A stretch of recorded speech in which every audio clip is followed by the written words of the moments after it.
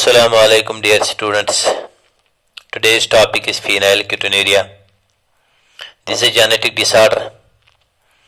This disorder was first of all discovered by A. Fowling in 1934. This is an autosomal recessive disorder. You know that there are 23 pairs of chromosomes in case of humans. Out of these 23 pairs of chromosomes, first 22 pairs of chromosomes are known as autosomes. And the last 23rd pair of chromosome is known as sex chromosome. It is different in males as well as in females. In males it is XY and in female it is XX. This is an autosomal recessive disorder, hence this disorder is present on the autosomes. Let me explain here what recessive disorder is. Mendelism तो आपने पढ़ा ही होगा. इन Mendelism एक character को इन Mendelism में क्या है कि एक ट्रेड जो होता है, एक कैरेक्टर जो होता है, उसके लिए दो फैक्टर्स का होना बहुत ज्यादा जरूरी है. There are two factors. These factors are known as alleles. There are two alleles which can control a trait of an individual or plant, whatsoever may be. Here we'll take the example of height as a character of a plant. Let's take two plants. One plant is tall, another plant is dwarf. In tall plants there are alleles and these alleles are capital T, capital T. In dwarf plants the alleles are small t, small t. Tall plant will give gametes and it will form capital T. Small plant will give gametes, will form small t. When these gametes will fuse, they will form the F1 individual or F1 generation. The individuals of the F1 generations are all tall. But here, capital T is present and small t is present. Such a condition is known as heterozygous condition. But in this case, capital T is present, capital T is present. Such a condition is known as homozygous condition. Here in this case, capital T is present, capital T is present. Such a condition is also known as homozygous condition. But here in F1 generation, the condition is heterozygous. All the individuals in F1 generations are tall. Why they are tall? Because law of dominance says that the dominant allele expresses and masks the effect of the recessive allele. This allele will be expressed and it will mask the effect of this allele. Hence, this allele is for tallness. Hence, the plant will be tall. When the individuals of F1 generations are crossed, what happened there? These are the individuals of F1 generation. When we will cross them, they will first form the gametes. When they will form the gametes, this will form two types of gametes. This will form capital T, small t. This will form capital T, so form small t. When these gametes are crossed, what will happen? This will cross with capital T, capital T. Here is capital T, capital T. This capital T, small t. Here is capital T, small t. This small t, capital T. Here is capital T, small t. Small t, small t. Here is small t, small t. Small t, small t. With this form, this capital T, capital T. This form, this capital T, small t. This form, this capital T, small t. This small t, small t. Four individuals will be formed. Out of these four individuals, what will happen?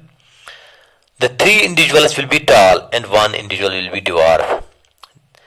When we will observe these four individuals, the alleles of these four individuals are capital T, it is homozygous condition. Here capital T, small t, it is heterozygous condition. Here this plant is also capital T, it is also heterozygous.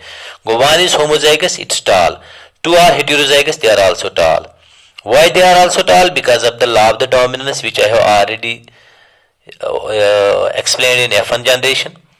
This plant, it contains small t, small t. Both the alleles are in recessive condition. When both the alleles are in recessive condition, they will be expressed and hence it will be dwarf. In this case, we can apply the similar analogy here and we can discuss the phenylketonuria with which we have already correlated with the tallness of the plant. Now, the gene for this phenylketonuria is present on the chromosome number 12. And this gene is responsible for the production of phenylalanine hydroxylase. This is an enzyme which is secreted by this gene in the liver. And what happens here? When this enzyme is phenylalanine hydroxylase is present, it converts phenylalanine into the tyrosine. Once there is a mutation to this gene, which is present on chromosome number 12, what will happen? It will halt the secretion of phenylalanine hydroxylase. There will be no secretion of phenylalanine hydroxylase. When there will be no secretion of phenylalanine hydroxylase, what will happen? The phenylalanine will remain as such, it will not be converted into tyrosine. When the phenylalanine will remain as such, it gets accumulated in the blood and the tissues. Some part of the phenylalanine gets converted into phenylpyruvic acid, which is excreted via urine.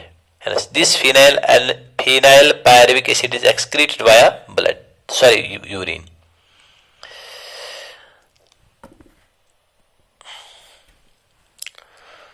The more and more accumulation of phenylalanine in the blood and the tissues results in crossing this phenylalanine via blood barriers into the cerebrospinal fluid, and ultimately when it reaches the cerebrospinal fluid, what happens there? It damages the brain and causes the various brain related disorders. It also interferes with the development of the brain. Due to large concentration of this phenylalanine, muscles and cartilages may be defective and patients cannot properly work. Hence, phenylketonuria causes extreme mental retardation in children. It results in the hypopigmentation of the skin, which results in eczema. The occurrence is 1 among 10,000 births in the United States of America. By the age of 6 months, the phenylalanine gets rising in the plasma, and hence severe mental retardations occur in such children. Hence, the disorder is due to the abnormal recessive gene, which I have already explained it. This is all about the phenylketonuria. Thanks, dear students.